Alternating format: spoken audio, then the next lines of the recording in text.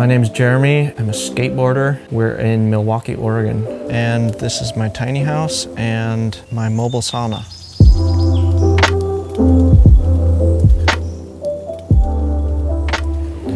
I built a custom camper for my pickup truck and traveled around in it. It's kind of a nomad for a while, and then just kept paying attention to alternative dwellings, mostly on wheels or trailers, and got inspired by Lloyd Kahn's books and evolved from there. So this is the tiny house that I designed and built. It is 145 square feet and it's on an 18-foot trailer. It's also cantilevered over the tongue end of the trailer 1 foot.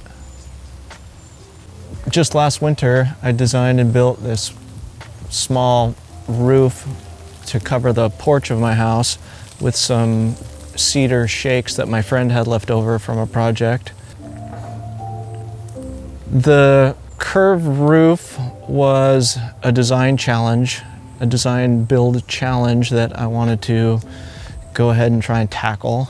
The compound curve in the roof allows for better access to the loft when you're climbing up the stairs into the loft. Creates a little more headroom right there, and the eye is just drawn to curves, and I think that incorporating curves into fun and also challenging. I really enjoy working with cedar. Cedar shingles are a very long-lasting, nice natural material to work with. The roof is a standing seam copper roof. Yeah, come on inside and check it out.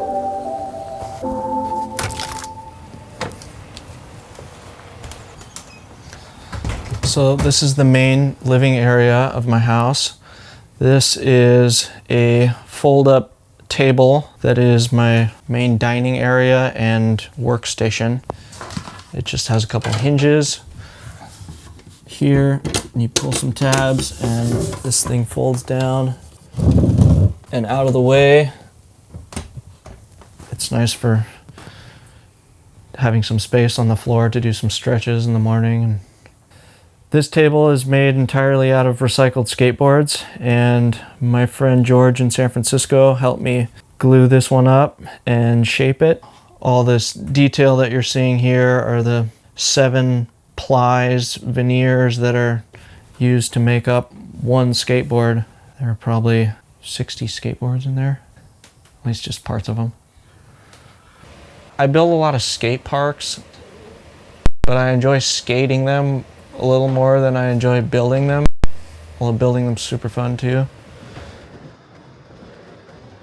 So the walls are made of birch plywood. It's a pre-finished birch, and all of this window trim is reclaimed fir that I got from a local store in Portland here called Reclaim Northwest.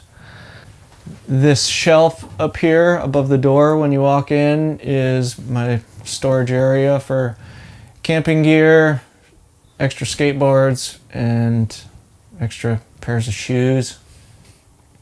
Now this is a fold-up couch and guest bed. It is on a set of hinges, and these cushions were custom made by a friend of mine, and this whole couch is able to fold up and out of the way into a little bench. And the design for this was inspired by some benches that I saw on some sailboats. That's it.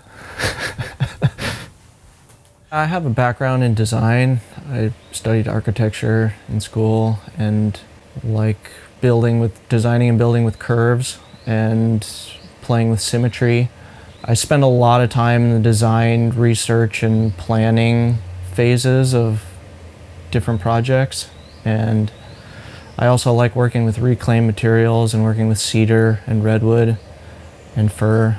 So I think you see there are a lot of tiny houses out there that are pretty cookie cutter, and it's kind of hard to to get really creative when you're starting with a rectangular trailer frame.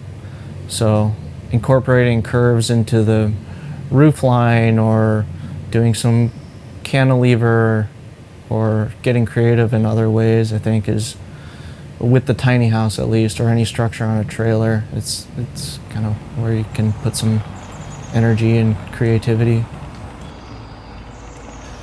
So this wood burning stove is made by Shipmate, a company on the East Coast, and it's designed for sailboats and cabin, tiny house. It has a hot plate on the top, so you load it from the top, and then you have the air control and fluid damper here. And I welded this base together for the stove and had a sheet metal fabrication shop come up with these stainless and copper heat shield pieces for me. This copper heat shield piece behind the stovepipe was custom cut and soldered to fit the diameter of the window that I had there. I do have a thing for round windows. I think that they're fun to build, and they're also cool to look out of. They provide a unique vantage point, and they're time consuming and tricky to build, but super fun, and I enjoy the view that they frame. So this is the kitchen. The kitchen is all made out of Baltic birch, and the drawer fronts are all white oak. This fridge is a Dometic dual zone refrigerator and freezer. This is nice because it runs on both alternating current and direct current, so I can throw this thing in the truck and attach it to a battery and have the fridge on the road as well. The countertops are stainless steel, and I had a sheet metal fabrication shop in Portland custom cut the stove out in the sink for me and do that break for the backsplash. I really like the stainless. It's really durable and it's easy to clean. The 2-burner stove is great. I rarely need more than 2 burners going at once, and if I do, I just can break out my little backpacking stove and get a 3rd one going. So here in the kitchen I have 2 junk drawers and a trash and recycling area here, and then another drawer for utensils and toothbrush. And so here, I'll open the junk drawer. Some rice and passports and colored pencils. And here. This stainless sink I found on Craigslist from a builder who just had an extra sink from a project left over and got a good deal on it, and this one fit perfectly. So I opted for open shelving here for the kitchen. I like to be able to see everything, and it's kind of nice to have this part of the house here that's cantilevered 1 foot over the tongue. Adds a little bit of extra room in the kitchen. My tankless water heater is in here, and I just keep the kitchen essentials on this shelf here, and then underneath the butcher block counter section here is my pantry type of items. The floor of the loft, ceiling of the kitchen and bathroom is made from these 1" by 2" steel tubes. They're 1/8 inch thick, and they're really strong and don't take up a lot of headroom in the kitchen. So the bathroom door is made from 3 different species of wood. It's redwood with some oak splines and this piece of ash for the perimeter of the door. And I found the ash at the local rebuilding center in Portland. So this is the bathroom. I have a livestock watering tank as a bathtub and shower pan. And for the shower curtain rod, I found this cool piece of rusted metal at a salvage materials yard in California. And yeah, it works. The shower curtain rod works really well. Just slides open here. I deleted a couple of these hooks that came on the piece of metal when I found it, and yeah, works really well. In the bathroom, I have a Nature's Head composting toilet. I'm really happy with how it works, and it does not smell. It's vented to the outside, and overall it's a really good unit, easy to use. And over the years I switched from using peat moss to using the ground coconut husk, and I found that to be a better compost medium. So this is a skateboard truck, the axle of a skateboard, and it's my stopper for the toilet paper. Put the toilet paper on there and jam the axle in there. TP isn't going anywhere now. So the tiny house cost me around $35,000 in materials to build. I did the large majority of the labor myself, and so I was able to keep costs down that way, and working with reclaimed materials too was also helpful in keeping costs down. I salvaged some redwood from a house that was partially burnt down, and that is the floor of the loft. So the staircase was one of the most fun design challenges in the whole interior of the house. I decided to make a nice functional staircase that wasn't too steep and had plenty of storage built in. Here I have a small book collection, some storage for clean towels in this cubby here, and then here I have an area for clean clothes, and then just below that I have the laundry basket, and then this larger cubby here is where I keep backpacks and some extra blankets and towels. This bottom drawer is my hoarding area for electronics, and it's on the soft close drawer slides, and I can open it with my foot like that. So I get the laptop and the chargers and some other doodads in there, and then I can just kick it closed, and it works well.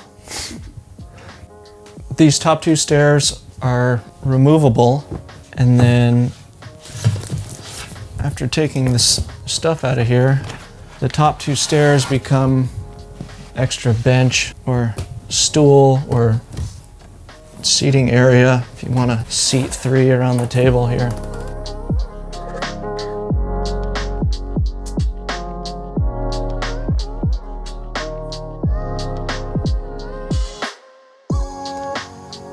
So the compound curve roof with the more open part of the roof above the entrance to the loft really helps the loft not feel so claustrophobic, and it provides a lot of headroom up here, so it's a plus.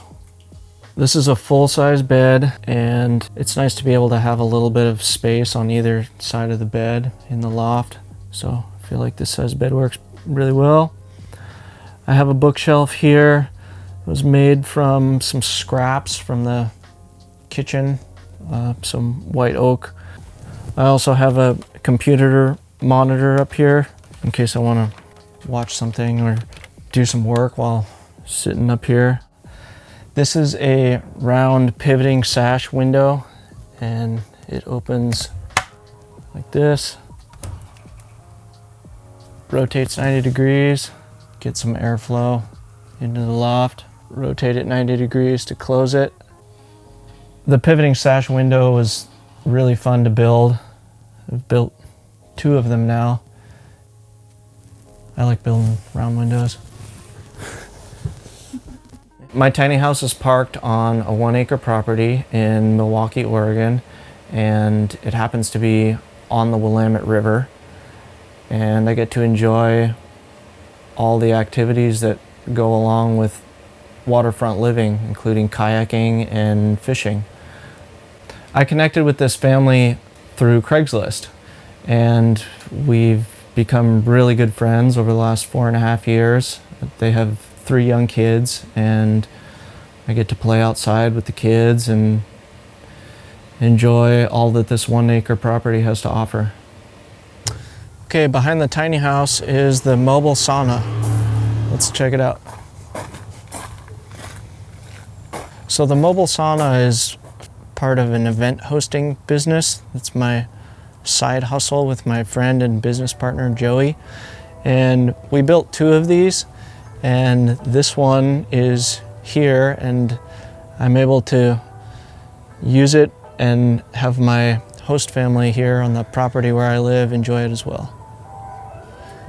On the exterior of the sauna, we have this fold-up porch, and we also have this portable outdoor shower set up. It runs on a 12-volt pump. You turn the shower on by stepping on a foot lever, and you get a nice cold rinse after coming out of the piping hot sauna. So the siding on the sauna is a combination of cedar shingles, shosugiban, which is charred cypress. It's a Japanese technique for wood preservation. The roof on the sauna is copper, as well as our window flashing. So this is the changing room of the sauna.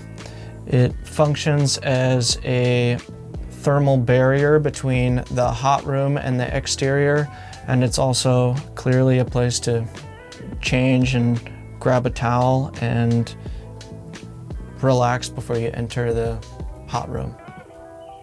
Okay, so this is the interior of the sauna.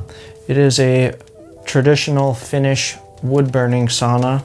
This is the kiwas, and you build a fire in there, light it up, and sweat it out, detoxify. This sauna can accommodate 6 to 7 people comfortably, and usually three to 4 people across each one of these benches, and then 1 person here. This is the CFO's chair, the Chief Firewood Officer, for reloading the stove.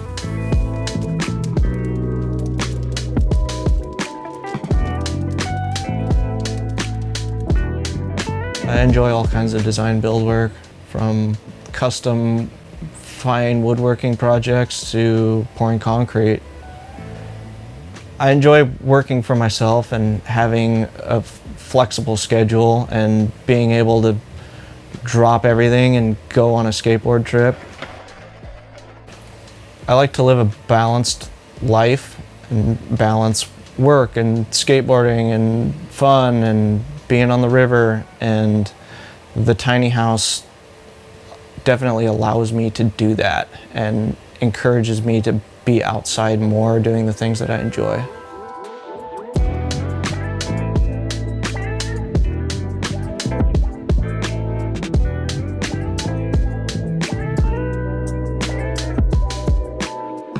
Thank you for watching our video and for stopping by Tiny House Expedition. I'm Alexis. And I'm Christian. Don't forget to like, comment, and subscribe. And for more tiny home tours and stories, click the videos below. And join us on Instagram for bonus content, including face-to-face conversations with us. We hope to see you there. All right. Thanks, guys. Have a good one.